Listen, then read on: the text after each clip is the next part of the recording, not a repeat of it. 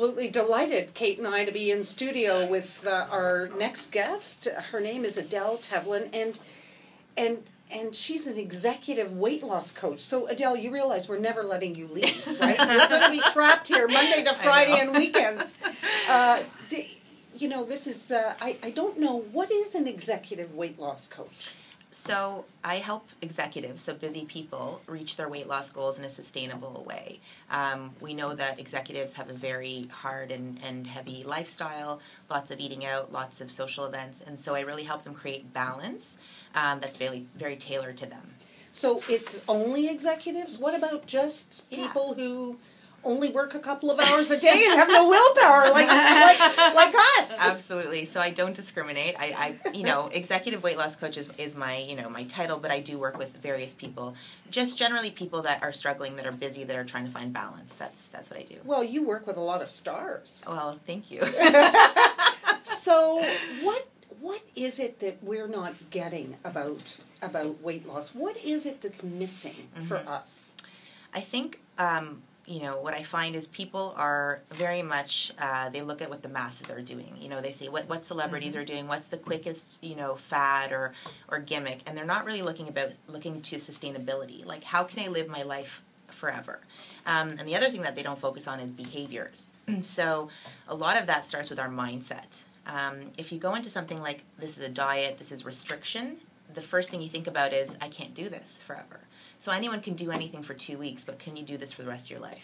Well, it's sort of a little bit like, I remember years ago when I quit smoking, and there was a plan where you went on something and you gradually pared down. So you went from 15, and then the next day you only had 12, and then the day after only 9, and I found the whole time all I was thinking about was when that little ding would come and I could have another one. So all I thought about was smoking. Right. And that was counterproductive for me. Exactly. So is that what you're talking about? Yeah, because if you think about it, like on the level of the brain or the unconscious mind, when you say I can't do something, or you focus on the words, I can't smoke or I can't do this, all you're really thinking about is smoking. So when you're on a diet and you're like, I can't eat this or I can't eat that, all you're thinking about is food. And so you really have to train your brain a different way. And that's the stuff that I focus on, is how are you using language? How are we using our thoughts to get to a result? Okay. So what do you call a healthy brain? What do I call a healthy brain? Well, I think it starts at the thought level. So what is your self-talk? What is the stuff you tell yourself? And so it does start at the level of, how are you communicating with yourself?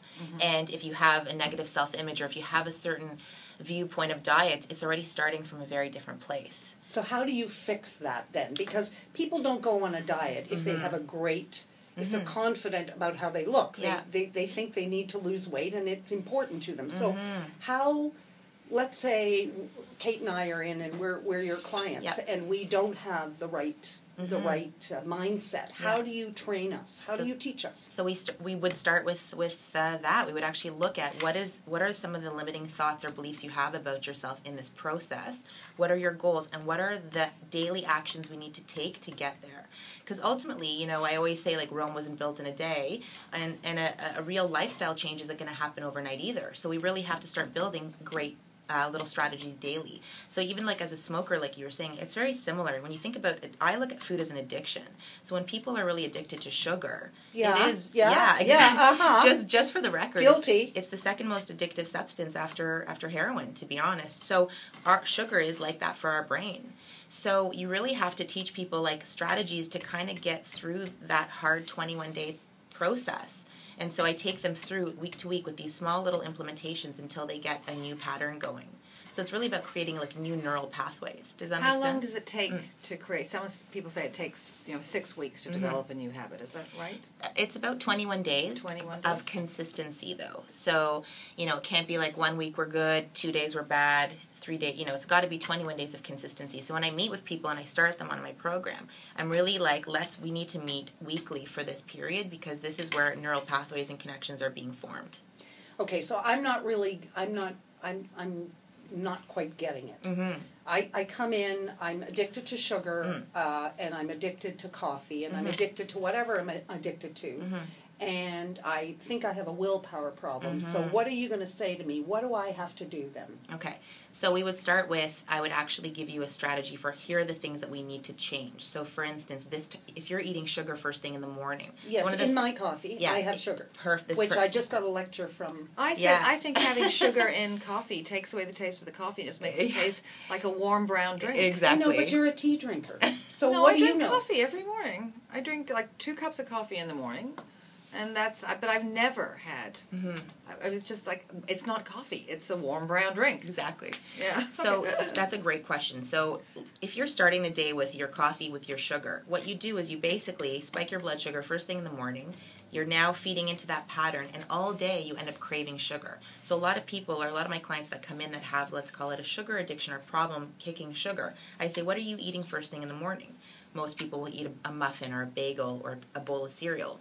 And so a lot of these things are touted as healthy, but they're just raising your blood sugar and getting you going first thing in the morning. So I would say let's change your breakfast. That's where we need to start. We need to have healthy proteins, healthy fats in the morning.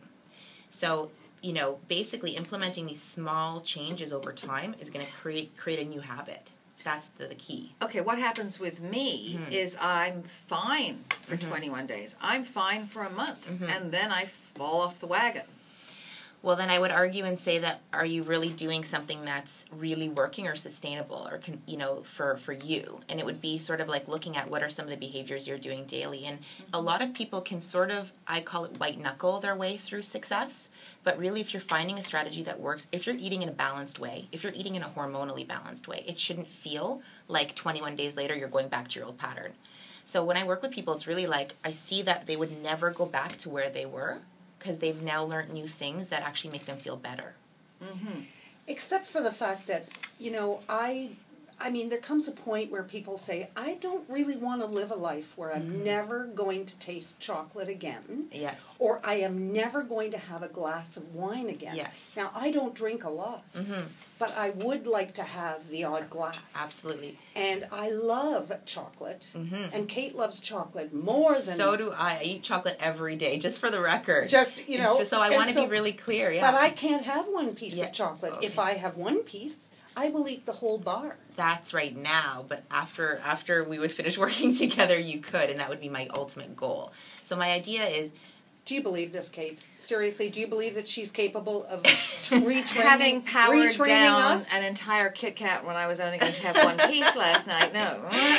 Listen, ladies, I take you on for the challenge. So here's the thing. One of the biggest things that I say to people, because I work with busy people who are out and being social all the time, I would not have a business if I said you could never drink any alcohol or you could never live your life, because that's actually not even congruent with how I live my life.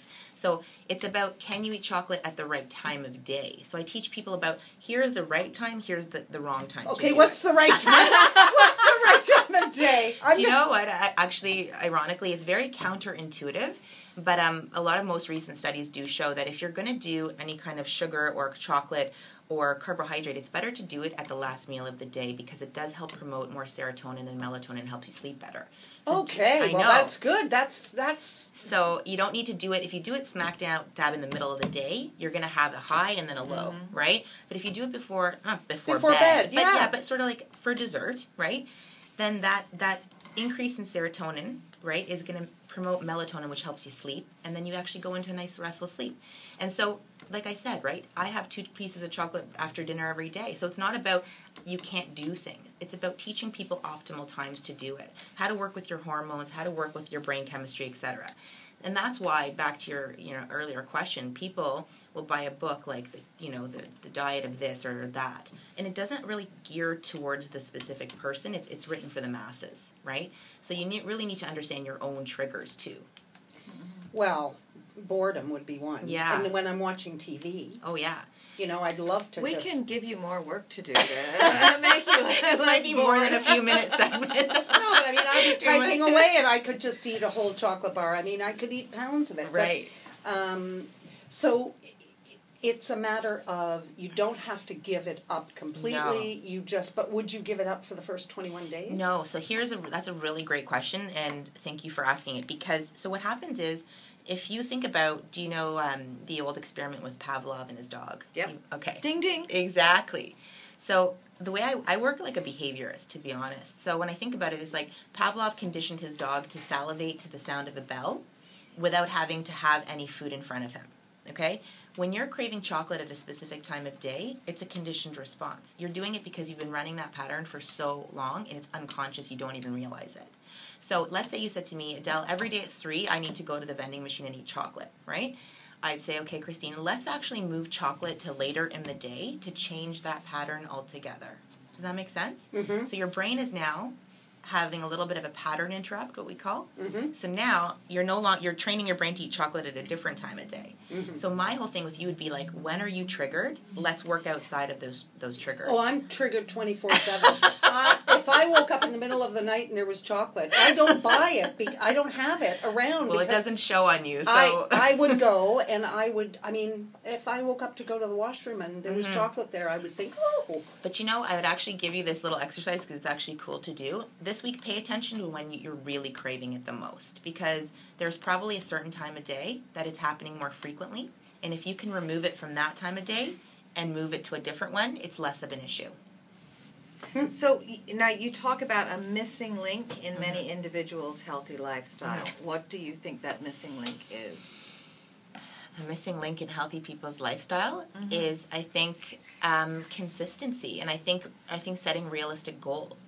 So what I often find clients do is they start comparing themselves to other people, or they compare themselves to maybe themselves when they were like 30 years younger, and they're not looking at their whole lifestyle now. So I always say, like, what's your goal, and is it realistic?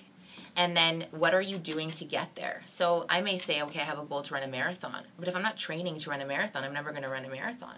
So it's really like breaking it down for people and saying, okay, what's your ideal weight, or what's your ideal health goal? And then what do we need to do to get there? So I find the missing link is often consistency, and then really setting realistic goals. Now, people beat themselves up all the time about willpower.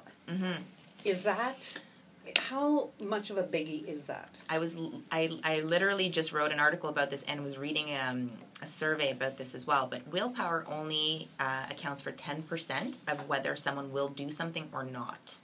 So we often say, I have no willpower to not eat at the buffet, right? 10% of that is willpower, 90% of that is strategy.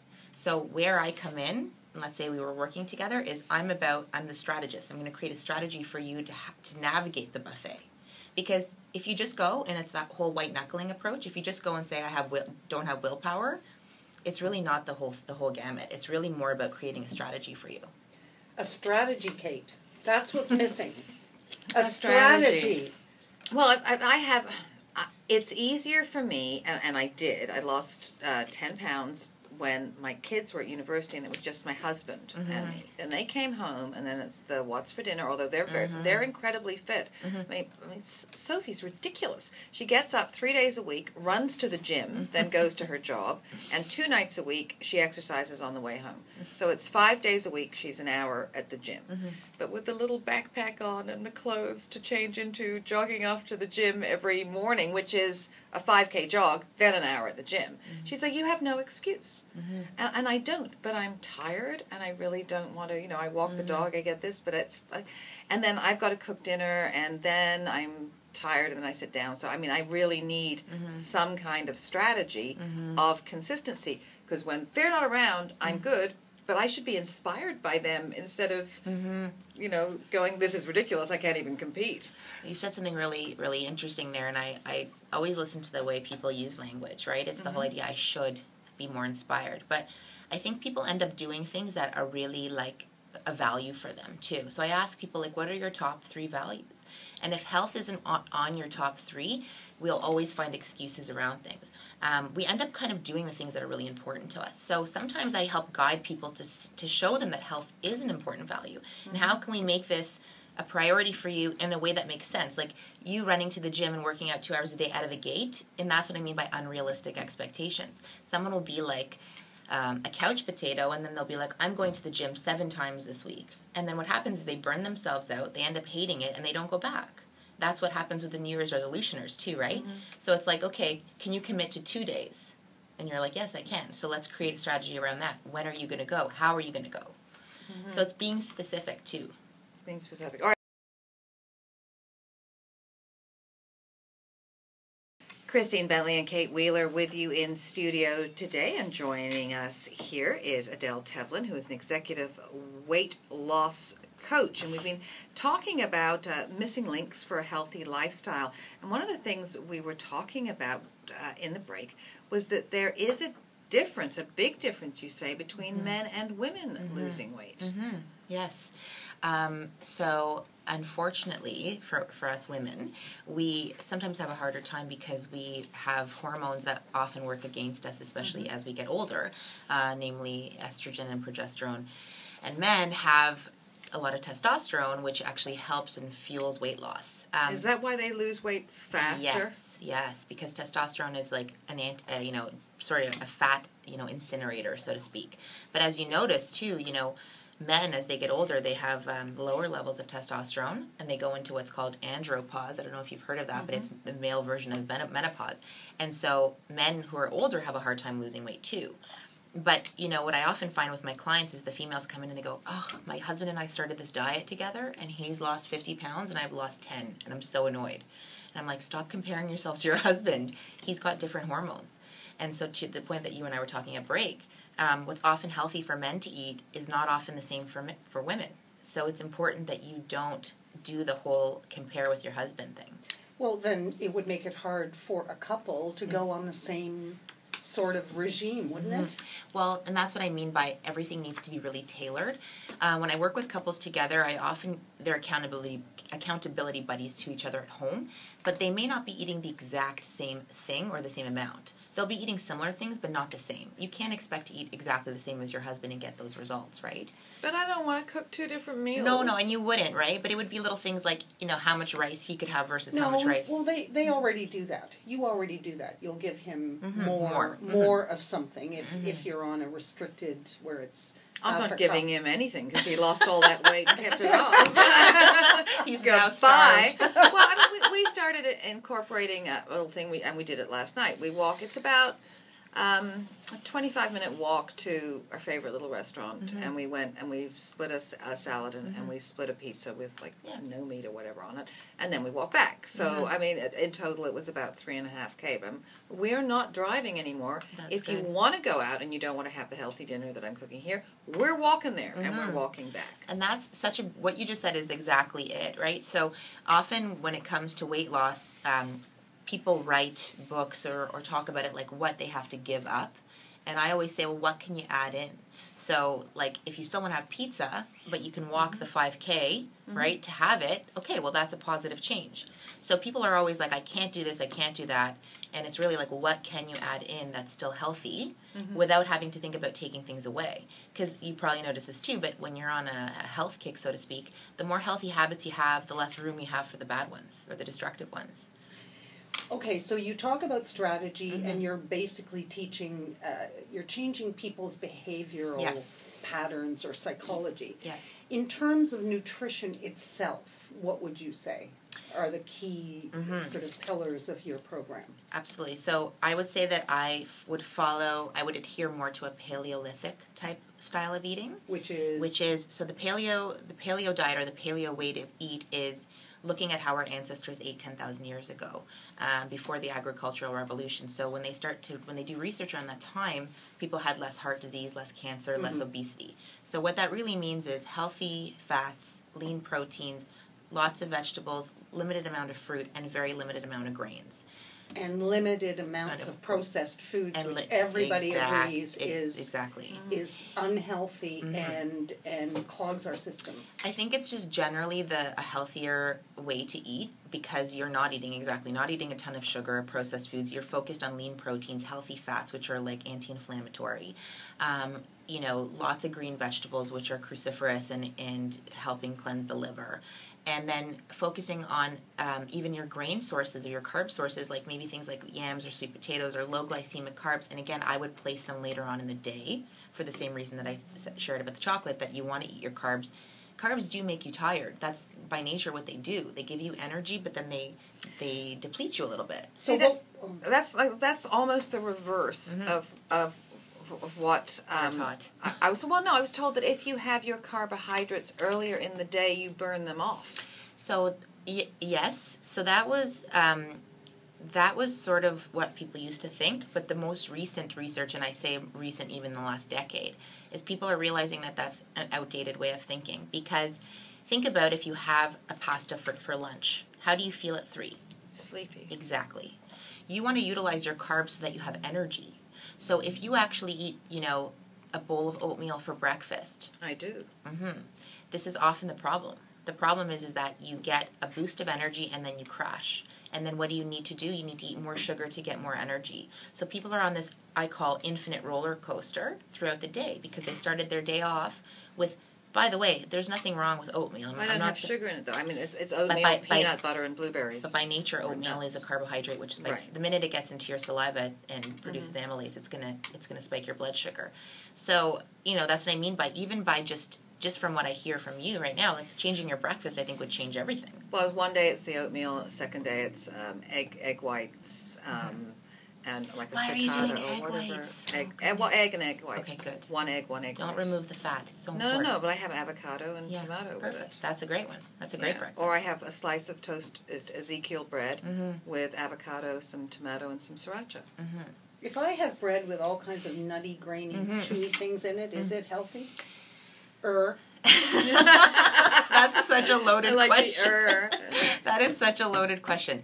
Okay, so my answer to that is for whom and at what time of day? Well, if I had a couple of boiled eggs with half a piece of toast, in the morning, chia, with like a chia bread, which has got Ezekiel bread. I like the Ezekiel. In the morning, you mean? Is this a morning question? I would say, if I were you, I would take the bread out of breakfast altogether, and you would probably feel a lot better. Okay. So again, right? It's not, is bread bad? It's for whom and at what time, right? And how would you change that for a man? Let's say. I would for most men. I would also do the whole. It also depends on if you exercise first thing in the morning, and if that's your meal after your workout. Some bread would be okay. But if we're talking about you don't work out in the morning. For men, I would change the portion of protein. So they would need a lot more protein and probably more calories than you would need. But the constituents of the meal wouldn't change entirely. It would just be the amount. So that's why what I'm saying is you and your husband could actually eat the same way, but not the same amount. Okay, so now I want to hear the strategy of the buffet.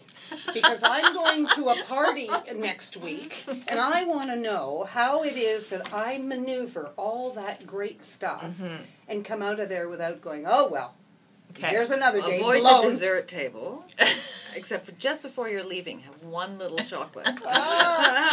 So how do I navigate a buffet? Well, how do you train people to navigate that? Because you said I give them a strategy. Yeah, absolutely.